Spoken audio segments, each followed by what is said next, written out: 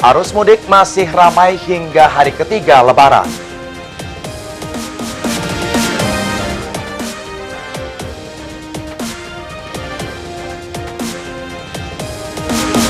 Polres Tanggamus hentikan operasi truk barang.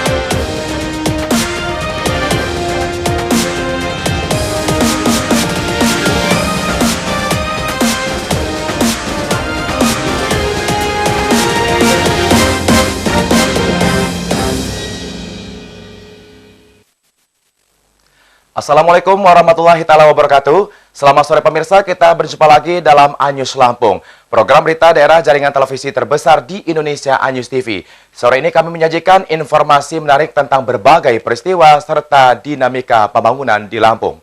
Pemirsa, keramaian arus mudik sampai hari ketiga Lebaran menjadi sajian utama hari ini. Panjangnya rentang mudik tahun ini di luar prediksi petugas. Perjalanan mudik lebih berat karena perubahan cepat cuaca panas dan hujan deras. Pemirsa, selama 30 menit ke depan bersama saya ada permasah inilah Anyus Lampung selengkapnya.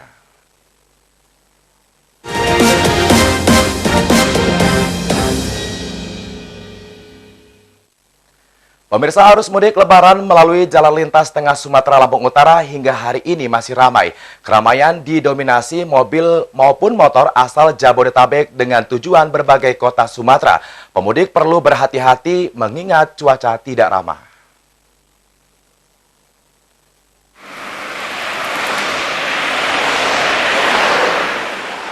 Arus mobil dan sepeda motor masih memadati jalan lintas tengah Sumatera Lampung Utara. Kendaraan melaju lancar mulai perbatasan Lampung Tengah hingga keluar Lampung Utara menuju Waikanan dan perbatasan Sumatera Selatan. Keramaian mudik didominasi mobil dan motor asal Jabodetabek. Arus mudik melaju ke beberapa kota Sumatera, armada bis jurusan Palembang, Padang, Medan hingga Aceh juga masih padat penumpang. Sementara arus balik menuju pelabuhan penyeberangan Bakauheni mulai mengalir terutama kendaraan roda 2. Laju arus balik masih terbatas. Pengendara perlu hati-hati melintasi jalan lintas tengah Sumatera. Jalur ini kurang ramah akibat perubahan cuaca secara mendadak. Pergantian cuaca panas dan hujan deras begitu cepat.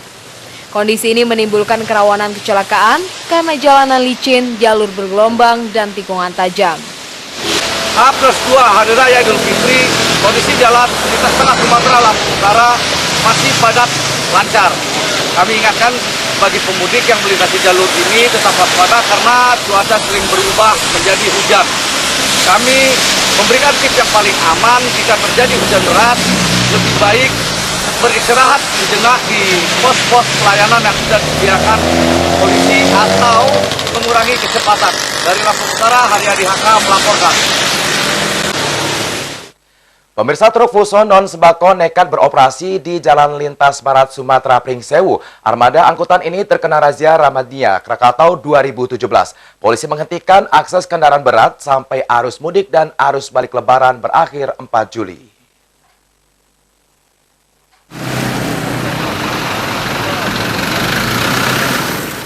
Satlantas Polres Tanggamus menghentikan operasi sejumlah truk Fuso non-sembako di jalur Terminal Sarinongko Pringsewu. Angkutan barang ini terjaring razia Ramadnia Krakatau 2017. Angkutan barang dilarang beroperasi selama arus mudik dan arus balik Lebaran 19 Juni hingga 4 Juli. Larangan meliputi angkutan bahan bangunan, hasil tambang dan bahan bakar, truk gandeng, kontainer, angkutan barang maksimal 14 ton dan angkutan barang dengan sumbu 3 atau lebih. Kamu sudah makan jalan, mobil kamu itu, makanya diantisipasi oleh pemerintah seperti itu. Kamu kalau mau jalan siang, malam jam 1 malam, kalau rumah kamu di Bandar Lampung. Kalau kamu siang berarti kamu melanggar. Malam itu pun ada kebijakan. Kalau rumah kamu di Bandar Lampung, tapi kalau kamu mau ke Jakarta, tetap kamu dikandangin di Bakauheni. Operasi Ramadnia Krakatau menjamin keamanan, keselamatan, dan kelancaran arus mudik Lebaran. Jika armada barang melanggar larangan dikenai sanksi sesuai Undang-Undang Lalu Lintas dan Angkutan Jalan. Indra Siregar, MS Media Pringsewu. Pemirsa, Terminal Raja Basa Berlampung aman selama arus mudik 19 Juni hingga hari ini. Pemudik tak perlu takut memasuki terminal karena kepolisian menjaga ketat sampai selesai arus balik lebaran. Pengamanan ini disertai patroli 24 jam.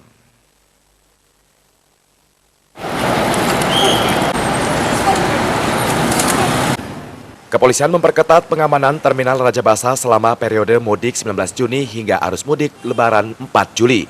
Petugas mendirikan pos pelayanan dan patroli 24 jam penuh. Pengamanan melibatkan unsur kepolisian, TNI, polisi Pamung Praja, serta petugas terminal. Ketatnya pengamanan dapat mencegah aksi kriminalitas. Koordinator Terminal Raja Basa Mustikawati menyatakan sampai hari ini tidak ada kasus kejahatan. Bahkan laporan kehilangan barang penumpang pun nihil. Petugas menjamin keamanan dengan rajin patroli. Arus mudik Terminal Raja Basa untuk H-2 itu arus puncaknya, arus puncak pemudik mencapai 17.400 sekian. Tapi H-1 ini lebih menurun, cuma sekitar 4.000 saja. Kehilangan tahun ini nggak ada sama sekali, nggak ada yang kehilangan dan nggak ada yang kecopetan. Laporan-laporan juga yang kriminal tidak ada, aman dan tentram, nyaman. Untuk mengamankan mudik kita beri ruang tunggu dan personil kita kerahkan untuk mengarahkan para pemudik. Terminal Raja Basa Berlampung masih menyisakan kesan angker dan rawan kriminalitas seperti pencopetan, penodongan, dan penipuan. Pemudik enggan masuk terminal karena menghindari risiko kejahatan. Ancaman kerawanan makin tinggi pada malam hari. Oki Firmansyah, MS Media, Bandar Lampung. Pemirsa, Dinas Kesehatan Lampung membuka posko mudik sampai H+7 Lebaran di Terminal Raja Basa Berlampung. Posko ini melayani pemeriksaan kesehatan hingga akupuntur. Pemudik dipersilakan berobat gratis sebelum melanjutkan perjalanan.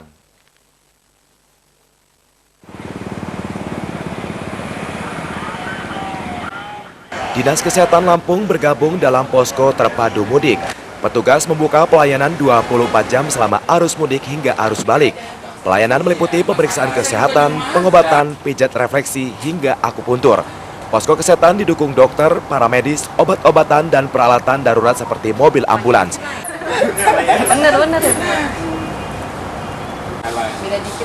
Posko kesehatan membantu kelancaran mudik terutama penumpang tujuan luar kota.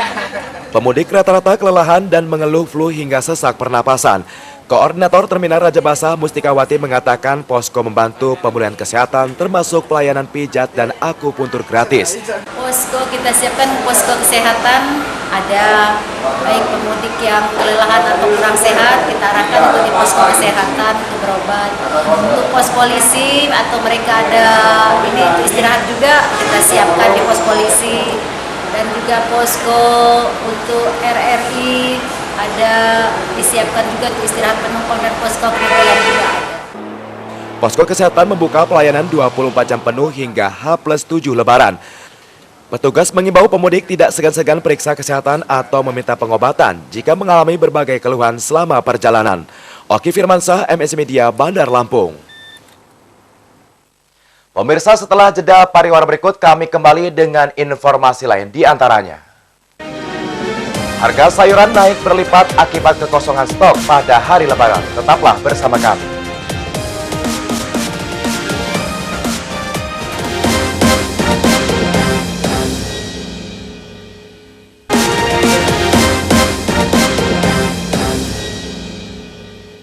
Terima kasih Anda masih bersama kami. Pemirsa, harga sejumlah sayuran seperti bayam dan kangkung melonjak 150%. Lonjakan ini terpicu oleh kekosongan stok sejak hari kedua Lebaran. Petani enggan memanen sayuran karena perayaan Idul Fitri belum selesai.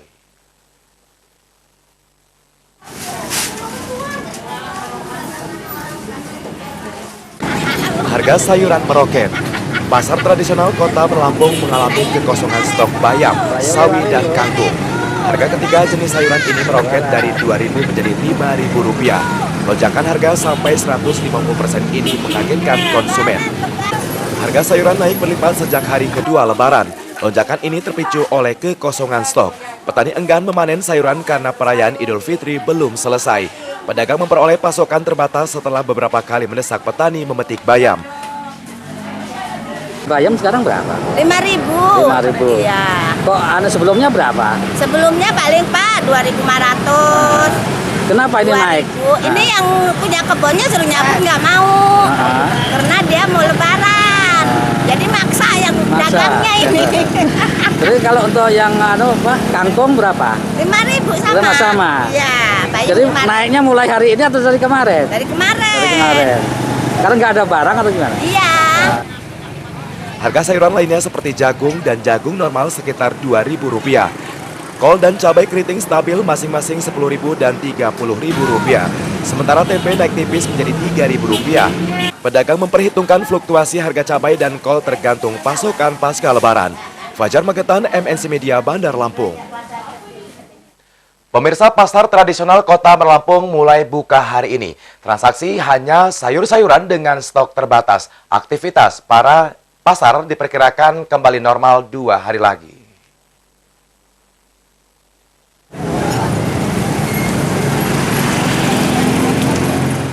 Pasar Pasir Gintung Kota Lampung hari ini mulai beraktivitas. Transaksi terbatas sayur mayur, sementara lapak sembako dan buah-buahan belum buka.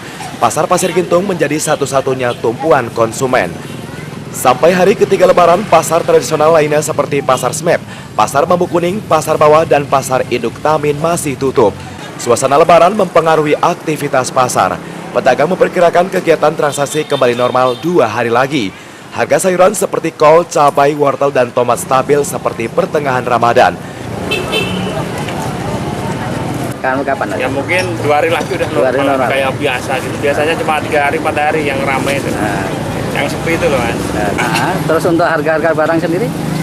Ya biasa saja sama. Biasa aja. Kayak sebelum perpekan itu. Kalau seperti cabai itu berapa? Udah 25 belinya. 25. Ngejualnya? Ya 30. 30. Kalau untuk yang sayuran? Sayuran yang kayak Sayuran. Seperti apa itu kol segala macam? Ya sama kayak kemarin. Tidak seperti pasar sayur, pusat pertokoan elektronik hingga pakaian pasar tengah Kota Lampung tutup sampai 3 Juli.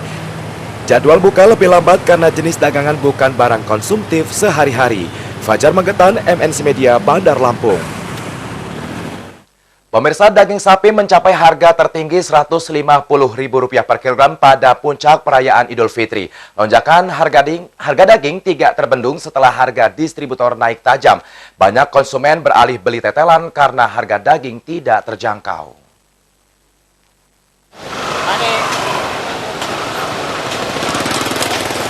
Harga daging sapi di pasar sentral Kota Bumi, Lampung Utara melonjak dari Rp110 menjadi Rp150.000 per kilogram. Harga melompat sejak 2 hari menjelang Idul Fitri. Lompatan harga daging sapi mengakibatkan transaksi sepi. Konsumen beralih beli tetelan dan daging ayam.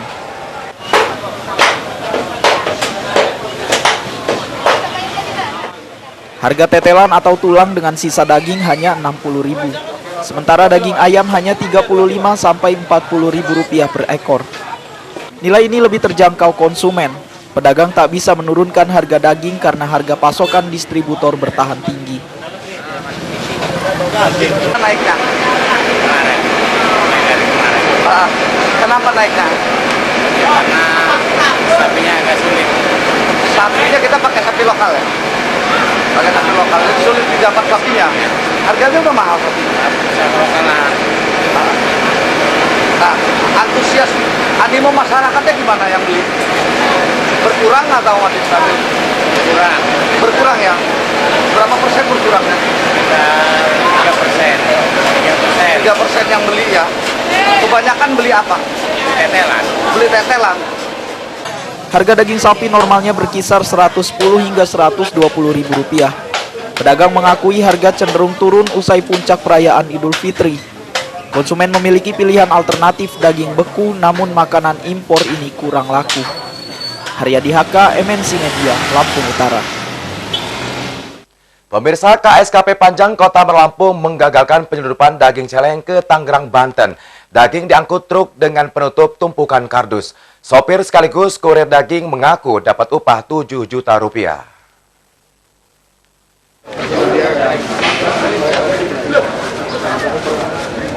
Kepolisian sektor kawasan pelabuhan KSKP Panjang menggagalkan penyelundupan 2 ton daging celeng ke Tangerang. Pemiliknya warga Bengkulu berinisial Sin dengan kurir merangkap sopir truk berinisial War. Daging celeng diangkut truk dengan muatan kardus. KSKP Panjang mencurigai bak truk mengembung saat antrik masuk kapal. Hasil pemeriksaan menemukan 2 ton daging celeng. Daging sengaja ditutupi kardus untuk mengelabui petugas.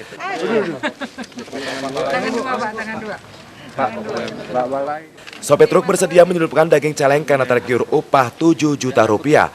Pelaku sudah menerima 3,5 juta rupiah. Sisa pembayaran setelah daging sampai Tangerang. Disuruh sama yang nganter itu ditutup pakai kardus itu. Yang punya barang. Kenapa alasan kata dia? Biar nggak ketahuan polisi gitu ya? Iya. Jadi kamu tinggal bawa aja, udah disiapin semuanya? Iya, udah disiapin. Mobilnya juga punya dia? Berapa uangnya? 3.500.000. Total berapa dikasih? 7 juta. 7 juta, baru dikasih 3,5 juta. Iya. Sisanya nanti, kalau sudah sampai? Iya, udah bongkar. Gitu. Udah berapa kali ngantar? Baru sekali ini, Pak. Berarti mobil ini bukan punya kamu juga? Bukan. Sopir itu? Punya bos kakak orang rumah saya. Siapa yang punya barang nih namanya? Inisialnya? Santuri. Santuri. Iya. Kapolresta Lampung Kombes Pol Murbani Budi Pitono menduga daging celeng diselundupkan sebagai bahan oplosan daging sapi. Masyarakat bisa terkelabui jika tidak cermat memilih daging. Kebutuhan masyarakat akan daging semakin tinggi dan istilahnya masyarakat mungkin memborong atau apa, kadang-kadang masyarakat tidak memperhatikan secara rinci daging yang dibelinya. Jadi untuk oplosan ya? Dugaan kuat aja, dugaan kuat, dan dari aparat kepolisian melakukan upaya pencegahan. KSKP Panjang memeriksa penyelundup daging celeng karena melanggar Undang-Undang Nomor 16 Tahun 1992 tentang karantina hewan, ikan, dan tumbuhan. Pelaku terancam hukuman 3 tahun dan denda 150 juta rupiah. Andres Afandi, MNSI Media, Bandar Lampung. Pemirsa, setelah pesan-pesan berikut, kami kembali dengan informasi lain, di antaranya kawasan wisata Lembah Hijau menambah wahana satwa sebagai pelengkap hiburan seru. Ikut informasinya sesaat lagi.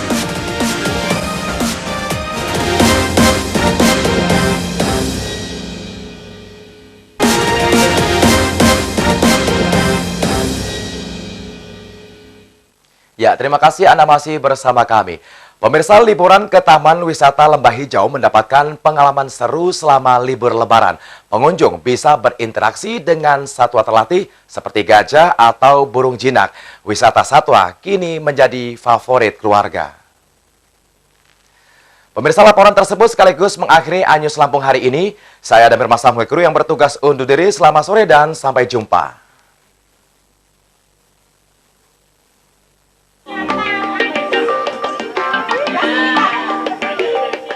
Taman Wisata Lembah Hijau mengembangkan rekreasi bernuansa alam, edukasi, dan pengetahuan.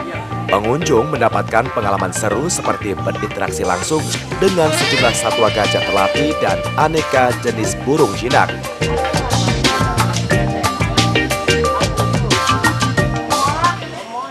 Pernah belum melihat gajah sebelumnya? Udah. Tapi kalau deket-deket gini, takut nggak? Nggak. Senang ya? Ya, senang ya?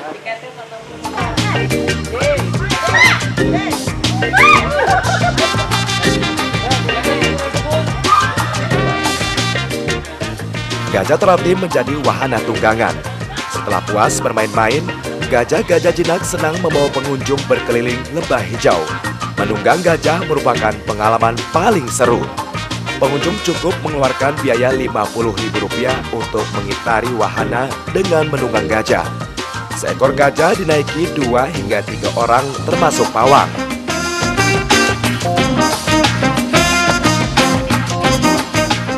Koleksi satwa Lembah Hijau bukan hanya jadi tontonan.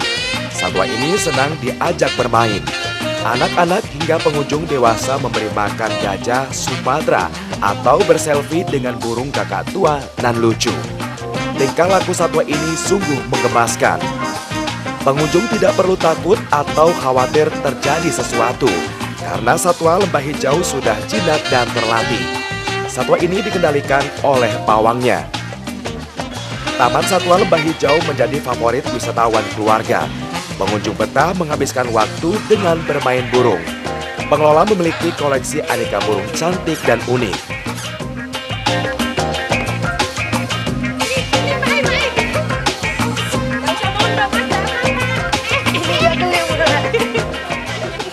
Sakit nggak Mas? Enggak.